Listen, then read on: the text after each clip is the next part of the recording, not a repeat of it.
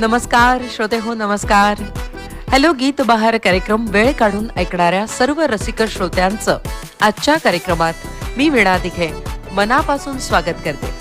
मंडळी, मनमोकळ्या गप्पा आणि आवडती गाणी या दोन्हीही गोष्टी थकल्या मनाची मरगळ दूर घालवतात, हो की नाही?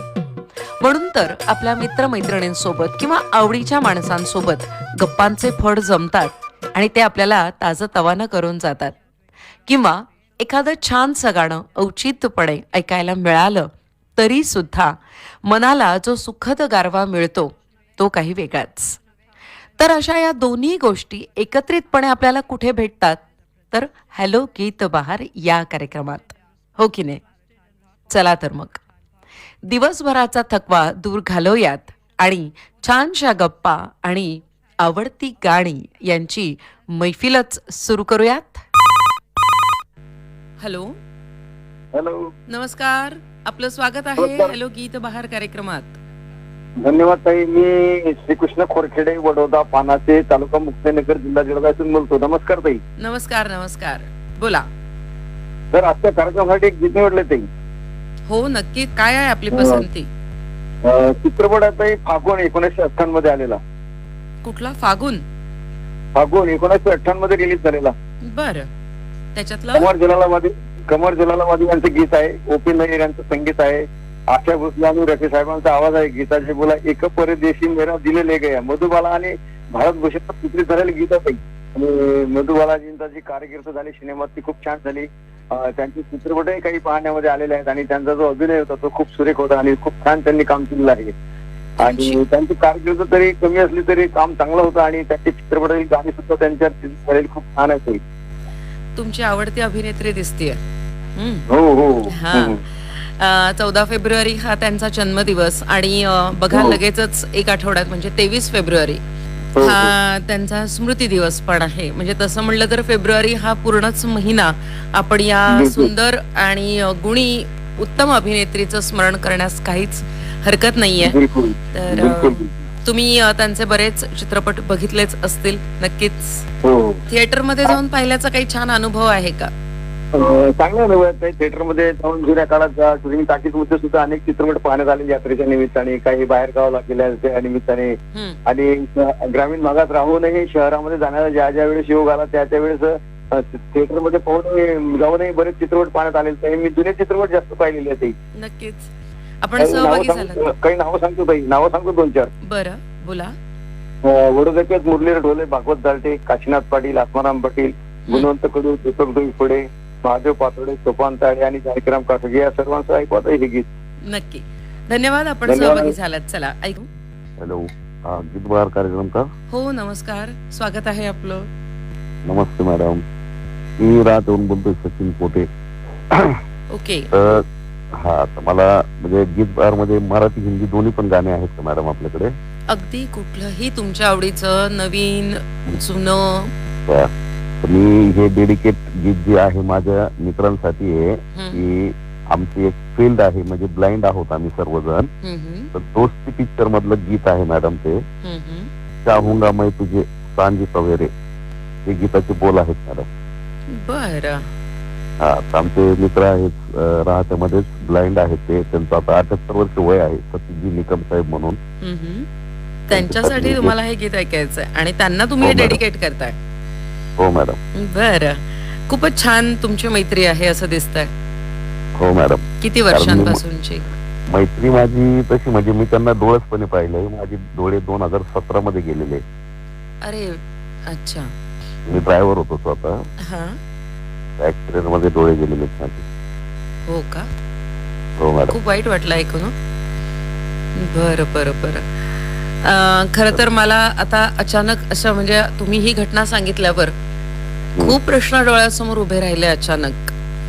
जर आम्हाला नुसतं ऐकून एवढे प्रश्न डोळ्यासमोर उभे राहू शकतात तर तुम्हाला ते फेस करताना किती अडचणी येत असतील हे मी अगदी समजू शकते. बरोबर मॅडम. पण तरीही काय खास कारण, म्हणजे आज तुम्ही ज्यांना हे गाणं डेडिकेट करता आहात त्या मैत्रीबद्दल बोलूयात आपण. मैत्रीबद्दलच मॅडम गाणं आहे ते. कारण की त्या पिक्चर मध्ये एक मित्र असतो, म्हणजे तोही ब्लाइंड आहे जो गाणं गातोय तो. तर तो त्याच्या मित्राला भिक्षा मागून जगवत असतो आणि त्यांनी ते जगवल्यानंतर शेवटला तो मित्र ज्या वेळेला शिकून सवरून मोठा होतो तर त्या मित्राला तो विसरतो. आता जसं की निकम साहेबांचा विषय असा आहे की ते म्हणजे जन्म 4.5 वर्षाच्या असताना त्यांची दृष्टी गेलेली. आज त्या माणसाचं वय 78 वर्ष आहे. तर त्यांनी एक त्यांच्या जीवनातला अनुभव म्हणून सांगतो, जसं की या पिक्चर मध्ये घटना घडलेली तशी त्या जुन्या काळामध्ये बेगर ऍक्ट खाली अटक करून मग अंधांना शिकण्यासाठी परमिशन मिळायची. हा, तर त्यांनी त्या जीवनामध्ये ज्या लोकांना त्यांनी शिकवलं, आज त्यांना मोठं केलं त्या मुलांना. आज एक मुलगा आहे तर केंद्रीय विद्यालयाचा प्राध्यापक आहे मॅडम. त्याच्या हाताखाली 60 ते 70 लोक काम करतात. दोन्ही डोळ्याने ब्लाइंड आहे. कुणी युनियन बँकेमध्ये असिस्टंट ब्रांच मॅनेजरच्या पोस्टवर आहेत. पण ज्या माणसाने आपल्याला शिकवलं किंवा ज्या माणसाने आपल्यासाठी हे केलंय, तर त्या माणसं आता आज त्यांचा म्हणजे फोन तर करायचा तर विषय त्यांचा लांबच राहिला. कधी फोन विचारपूस करण्यासाठी केली तर ते फोन सुद्धा अटेंड करणार नाही. दुसऱ्याच कोणीतरी फोन उचलणार. असे हे जीवनातला अनुभव आहे. त्यामुळे त्या गीत त्याच्यासाठी ऐकायचं होतं मॅडम. अरे बापरे. खर तर आम्ही म्हणजे हे ऐकणारे अनेक जण एका सुरक्षित कुटुंबात असतो. जगणं एका सुरक्षित चौकटीतलं असतं. त्यामुळे हा किस्सा ऐकून, किंवा किस्सा नाही हा खरं तर हे तुमचं जगणं आहे, ते ऐकून असं खूप असुरक्षित वाटतं खरं तर, की मंडळी कशा परिस्थितीमध्ये आपलं जगणं सफल करण्याचा प्रयत्न करत असतात. तर तुम्ही ज्यांचं उदाहरण दिलं त्यांचं काय नाव म्हणालात तुम्ही, ज्यांना गाणं देताय तुम्ही, हे डेडिकेट करताय? निकम साहेबांबद्दल तर खरंच मनामध्ये खूप आदर, की त्यांनी निस्वार्थ भावनेनं इतकी मुलं उभी केली आयुष्यामध्ये. पण अर्थातच त्याची परतफेड तर नाही, पण जाणीव कायम राखली गेली पाहिजे, एवढं मात्र नक्कीच वाटतंय. तर नक्कीच एक विषय अजून दुसरा असं मॅडम, की श्रीरामपूर मध्ये जी आज अत्यावत जी नॅब म्हणून संस्था आहे, त्या नॅबच्या संस्थेची शाळा आहे अंध मुलांसाठी शिक्षणासाठी. ती नगर जिल्ह्यातली पहिली शाळा आहे का त्यांच्या प्रेरणेतून ती निवासी शाळा करू शकल्या. 4 मजली शाळा आहे मॅडम ती. हो, चला, तुमच्या निमित्तानं एक असे समाजसेवक आपल्या समोर आलेत की ज्यांनी खरंच स्वतःच्या अंधत्वावर, अपंगत्वावर मात करत इतकं मोठं काम उभं केलेलं आहे. त्यांच्या कार्याला तर सलाम आहेच आमचा, आणि नक्कीच त्यांना आमचा नमस्कार सांगा, शुभेच्छा सांगा इतक्या छान या कामगिरीबद्दल. खरं तर आज जे आपलं बोलणं झालं ते फार महत्वाचं वाटतं, अशा अर्थानं की जर काही असं कुणाच्या हातून चुकून जरी घडत असलं तरी त्यांनी कुठेही आपल्या जगण्यात असा कृतज्ञपणा ठेवू नये. बरोबर. चला, धन्यवाद, आपण सहभागी झालात. आणि आपण तुमच्यासाठी दोस्ती चित्रपटातलं गीत ऐकूयात नक्कीच. धन्यवाद. हॅलो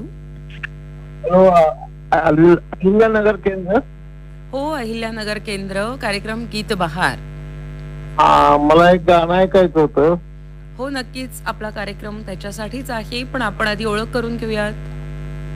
मी राजाराम चव्हाण, चांदणी चौक, सांगलीहून बोलतोय. राजाराम चव्हाण, चांदणी चौक, सांगली. सांगली. बर, अरे वा, चालेल. पहिल्यांदाच फोन आहे आपला की होतं बोलणं? पहिल्यांदा फोन लागलाय. अरे वा, स्वागत आहे मग श्रोता परिवारामध्ये आमच्या अहिल्यानगर केंद्राच्या. बर, बोला. रामकृष्ण हरी. रामकृष्ण हरी. मला मदर इंडिया मधलं होळीचं गाणं ऐकायचं आहे. होळी आई रे आई. बर, लागायला लागले काय होळीचे वेध? बरोबर आहे. थंडी कमी झाली सगळीकडे आणि आता उन्हाचे चाहूलही हलकी हलकी लागायला लागले की नाही? बर बर. मला त्यांची कुटुंबियाची नावं घ्यायची आहे. हो, सांगा ना. ज्योती अजित चव्हाण, लता राजाराम चव्हाण, सक्षम दैनिक. बर, आपल्या कुटुंबात किती जण आहेत? कोण कोण आहात आपण? 2 नातू आहेत, मुलगा आहे, सूनबाई आहे. बर, राजारामजी, आपण स्वतः काय करता? आणि घरी असते सध्या. निवृत्त. सेंटरिंग काम करत होतो मी. छान. गाणी ऐकण्याचा आनंद आहे, म्हणजे हौस आहे, छंद आहे. गाणे ऐकण्याचा छंद आहे रेडिओवरती. अच्छा, ठीक आहे, चालेल. आज तुमचा पहिल्यांदा फोन आहे, तर असेच आकाशवाणी अहिल्यानगर केंद्राशी जोडलेले राहा. हो. ठीक आहे, आनंद घेऊयात आपण आपल्या पसंतीच्या गीताचा. हा, नमस्कार ताई. हो, नमस्कार. फार दिवसानंतर फोन केल्यावर गीत बारलं ताई. बरं, कोण बोलताय आपण? आपला नेहमी श्रोता धनंजय वाघ बोलतो ताई, गंगापूर जिल्हा संभाजीनगर इथून. बरं. हो. आणि अहिल्यानगर आकाशवाणी म्हणजे जगाच्या पलीकडे असं ज्ञान, माहिती आणि मनोरंजन बघत आहे. जगाच्या पलीकडे. बरं. हो, ऐकता श्रोते बर का. अच्छा, चांगलंय बाबा, मस्त. म्हणजे घर बसल्या आपल्याला जगा पलीकडचंही सगळं आकाशवाणीवरनं ऐकायला मिळतं. हो, बरोबर आहे. आणि रविवारी महाशिवरात्र झाली बघा ताई. हो. आणि 19 तारखेला छत्रपती शिवाजी महाराजांची तारखेप्रमाणे जयंती बघत आहे. तर त्या निमित्ताने पण सर्वांना हार्दिक शुभेच्छा बघत आहे. अगदी फार महत्वाचा उल्लेख केला तुम्ही, खरंच आहे. बरं, काय मग आज कोणत्या खास गीताची फरमाईश आहे? लावत आहे निसर्ग राजा ऐक सांगतो असं एक गीत. तर ह्या गीताचा आपण सर्व मिळून आनंद घेऊयात आहे. खूप दिवसांनी आपण फोन केला, धन्यवाद. कारण आपल्या सगळ्या श्रोत्यांनी हे बंधन मनापासून पाळणं फार महत्वाचं आहे, स्वीकारणं फार महत्वाचं आहे. आणि बघत आहे प्रत्येकाने जर श्रोत्याच्या मनाचा मोठेपण दाखवला तर नवीन श्रोते पण आपल्या अहिल्यानगर आकाशवाणीला जोडले जातील. बरोबर आहे. कार्यक्रम सातत्यानं सुरूच आहे, बरोबर की नाही? त्यामुळे आपण नवीन श्रोते, आपला श्रोता परिवार वाढवणं, आपल्यालाही वेगळे अनुभव ऐकायला मिळतात, आपल्यालाही वेगळ्या गावांचे काही किस्से कळतात, हो की नाही? हो, बरोबर आहे ना. त्यामुळे धन्यवाद धनंजयजी. ऐकूया तुमच्या पसंतीचं गीत. हॅलो, नमस्कार. गीतबहार कार्यक्रमात स्वागत आहे आपलं. नमस्कार ताई. नमस्कार, बोला. नेतृत्व पैठण, जिल्हा छत्रपती संभाजीनगर, महाराष्ट्र इथून आपला रेडिओ मित्र सुरेश जाधव बोलतो ताई. आणि बघा, मला राष्ट्रसंत गाडगे महाराज ज्यांनी संपूर्ण भारतामध्येच काय संपूर्ण म्हणजे जगाला एक स्वच्छतेचा मंत्र दिलेला आहे, असे संत गाडगे बाबा जयंती येत आहे 23 फेब्रुवारीला. तर 23 फेब्रुवारीला त्यांचा 150वा जयंती उत्सव आहे. आणि हा जयंती उत्सव आम्ही पैठण शहरामध्ये एकदम धूमधडाक्यात आनंदाने साजरा करतो, जेणेकरून त्यांची मिरवणूक करतो, स्वच्छता अभियान राबवतो आणि गोर गरिबांना फळं वाटप, त्याच्यानंतर फार मोठा भंडारा करतो जेणेकरून सर्वांना एक प्रकारचे अन्न मिळो आणि सगळ्यांचा. आणि ह्या कार्यक्रमाद्वारे बघा, त्यांचा एक चित्रपट आला होता, श्रीराम लागू यांची भूमिका होती, देविकी नंदन गोपाला. अगदी मला तोच आठवला आता तुमच्याशी बोलत असतानाच. बर. आणि संत गाडगे बाबांच्या विषयी संपूर्ण जवळपास त्यांचं चरित्र त्या चित्रपटामध्ये दाखवलं होतं की संत गाडगे बाबा जे होऊन गेले ते स्वतःसाठी त्यांनी काहीच केलं नाही, म्हणजे समाजासाठी प्रबोधनकार, म्हणजे न शिकलेला असा हा मनुष्य.